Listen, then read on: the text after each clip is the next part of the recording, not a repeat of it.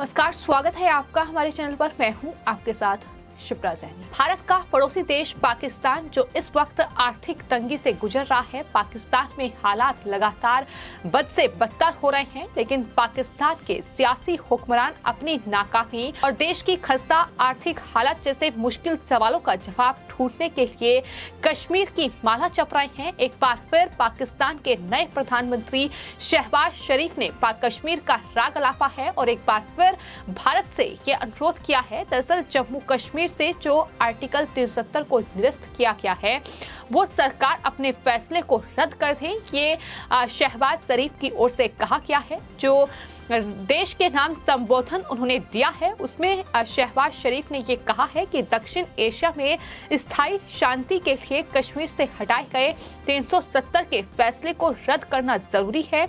शरीफ ने यह भी कहा कि भारत का ये कर्तव्य है कि वो कश्मीर में 5 अगस्त 2019 की कार्रवाई को पलट दे, ताकि हम शांतिपूर्ण तरीके से जम्मू कश्मीर सहित सभी समस्याओं का हल करने के लिए आगे बढ़ें। यानी पाकिस्तान किस दौर से गुजर रहा है, किस तरीके से आर्थिक हालात जो है वो बद से बदतर हो रहे हैं। पाकिस्तान लगातार कंगाली में है और ऐसे में जिस तरीके से वहाँ के जो सियासी हुक्मरान हैं, जो वहाँ के प्रधानमंत्री हैं, इससे पहले फिर चाहे वो बात इमरान खान की जाए, दरअसल जम्मू कश्मीर पर ज्यादा जिस तरीके से वो फोकस करते हैं, बजाय कि इसके कि अपने देश में ये देखें कि आखिर किस तरीके से कहीं ना कहीं जो महंगाई है वो पाकिस्तान में चरम पर है।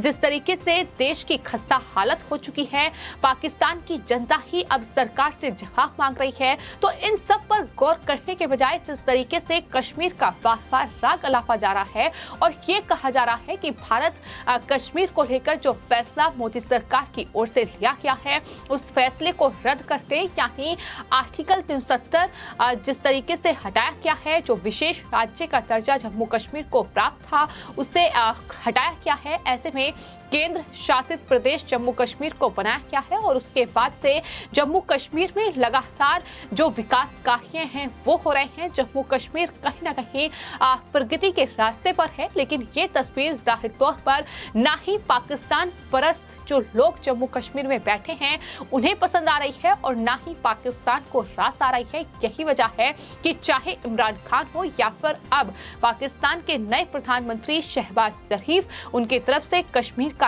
राग अलापा किया है, लेकिन भारत ने हर बार ये कहा है कि जम्मू कश्मीर का पूरा मामला ये भारत का आंतरिक मामला है और इसमें किसी की भी दखलंदाजी भारत बर्दाश्त नहीं करेगा। ये बात भारत की ओर से यूएन में भी कही जा चुकी है। तो भारत ने एक या दो बार नहीं बल्कि बार बार पाकिस्तान समेत पूरी दुनिया को ये समझाया है, ये बताया है कि ये भारत का अभिन्न अंग जम्मू कश्मीर है और रहेगा।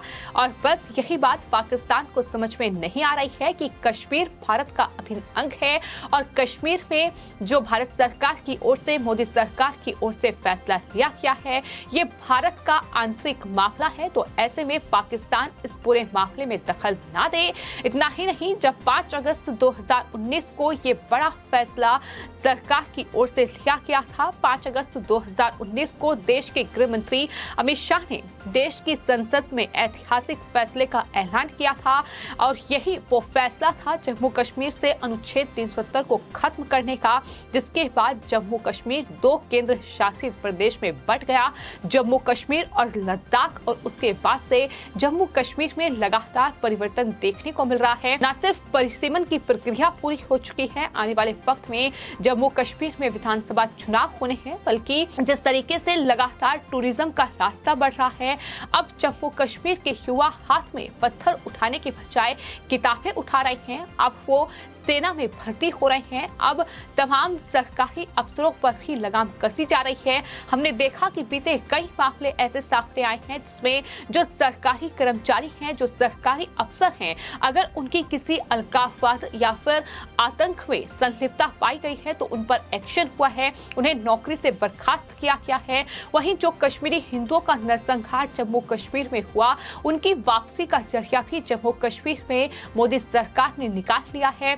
बाकायदा रजिस्ट्रेशन प्रक्रिया शुरू की गई है, जिसके तहत जो जम्मू कश्मीर से उस वक्त कश्मीरी हिंदू प्लान करने पर मजबूर हुए थे, उन्हें किस तरीके से वहां पुनर्वास की उनके लिए तमाम सुविधाएं की जा सके, उनके तमाम खोई हुई जो जमीनें हैं, जो घर है, वो उन्हें वापस मिले।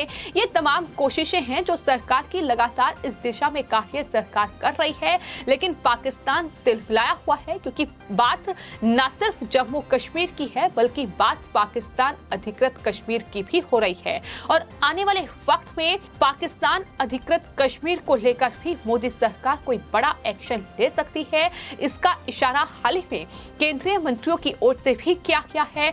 हाल ही में एक बड़े मंत्री का ये बयान सामने आया था कि 2024 यानी अगले लोकसभा चुनाव से पहले जम्मू कश्मीर न सिर्फ बल्कि पाकिस्तान अधिकृत कश्मीर को लेकर भी मोदी सरकार बड़े एक्शन की तैयारी में है। जिस तरीके से पाकिस्तान ने कश्मीर पर अवैध रूप से कब्जा कर रखा है, उस कब्जे को छुड़ाने के लिए भी अब मोदी सरकार बड़ा एक्शन ले सकती है। और यही वजह है कि पाकिस्तान इस तरीके से तिलमिलाया हुआ है कि अपने देश में जो आर्थिक हालात बद से बदतर हो रहे हैं, जिस तरीके से कहीं ना कहीं महंगाई डैन की तरह पाकिस्तान के लोगों को परेशान कर रही है, लेकिन पाकिस्तान के प्रधानमंत्री इमरान खान हो या फिर शहबाज शरीफ हो, वो इस तरीके से कश्मीर का राग अलापने से बाज नहीं आ रहे हैं। और भारत का साफ तौर पर यह कहना है कि अनुच्छेद 370 भारत का ये आंतरिक मामला है और इसमें किसी भी अंतर्राष्ट्रीय समुदाय या फिर पाकिस्तान की दखलंदाजी भारत बर्दाश्त नहीं करेगा। ये साफ तौर पर अंतर्राष्ट्रीय मंच से भारत ने बार-बार सिर्फ पाकिस्तान या चीन ही नहीं बल्कि दुनिया को भी स्पष्ट तौर पर कहा है। तो शहबाज शरीफ ने इस दौरान न सिर्फ कश्मीर का राग अलापा बल्कि पाकिस्तान के प्रधानमंत्री रहे इमरान खान पर भी जमकर हमला खोला। राष्ट्र के नाम संबोधन में शहबाज शरीफ ने यह कहा कि देश को दिवालिया होने से बचाने के लिए ईंधन की कीमतों में बढ़ोतरी करना सरकार के लिए जरूरी था। पाकिस्तान ने गुरुवार को पेट्रोलियम उत्पादों की कीमतों में 30 रुपए प्रति लीटर की बढ़ोतरी की है और बढ़ोतरी के बाद अब पेट्रोल की जो कीमतें हैं पाकिस्तान में वो 180 रुपए प्रति लीटर हो चुकी है। वही मिट्टी के तेल की कीमत 155 रुपए प्रति लीटर के करीब है। तो इस तरीके से लगातार तेल के दामों में बढ़ोतरी हो रही है।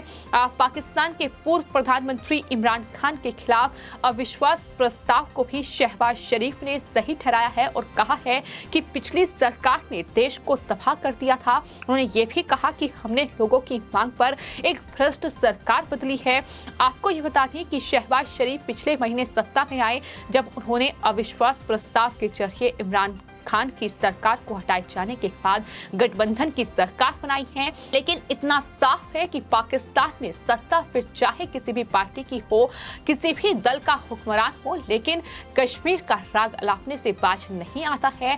अपने देश पर फोकस करने के बजाय, अपने देश की आर्थिक हालत पर फोकस करने के बजाय, अपने देश की जो उनकी नाकामियां रही हैं उस पर गौर करने के बजाय, पाकिस्तान की जनता के दुख दर्द को समझने के बजाय जिस तरीके से कश्मीर का राग अलापा जाता है वो साफ तौर पर बताता है कि ये सिर्फ और सिर्फ तिलमिलाहट है, ये बौखलाहट है, इससे ज्यादा कुछ नहीं है।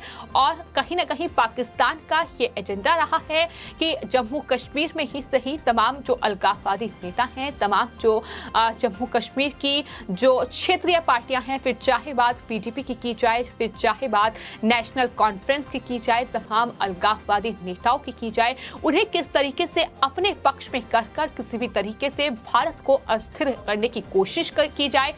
आतंक का सहारा पाकिस्तान बार बार लेता है कि हमने लगातार जम्मू कश्मीर में देखा है जिस तरीके की घटनाएं जम्मू कश्मीर में हर रोज कहीं ना कहीं सामने आती हैं। आतंकी हर रोज इस फिराक में रहते हैं कि किस तरीके से सुरक्षा बलों को टारगेट कर जम्मू कश्मीर को दहराया जाए, लेकिन सुरक्षा बलों की मुस्तैदी है और साथ ही जम्मू कश्मीर में हर रोज बदलती तस्वीर है जो कहीं ना कहीं पाकिस्तान को बहुत परेशान कर रही है, क्योंकि जम्मू कश्मीर अब पहला जम्मू कश्मीर नहीं रहा है। 5 अगस्त 2019 के बाद से तस्वीर लगातार बदल रही है। न सिर्फ अलगाववादी नेताओं पर शिकंजा कसा जा रहा है, उसमें सबसे बड़ा उदाहरण यासीन मलिक का है। यासीन मलिक जैसा नेता जो श्रीनगर में रहकर किस तरीके से आतंक का समर्थन कर रहा था, किस तरीके से आतंक का सपोर्ट कर रहा था, तमाम जो आतंकी संगठन हैं, बड़े लश्कर तैयबा और तमाम दूसरे संगठनों के साथ उसकी साठगांठ और किस तरीके से विदेशी फंडिंग के जरिए वो जम्मू कश्मीर को दहराने की कोशिश में लगा रहा, इसको लेकर ही उसे उम्र कैद की सजा मिली है।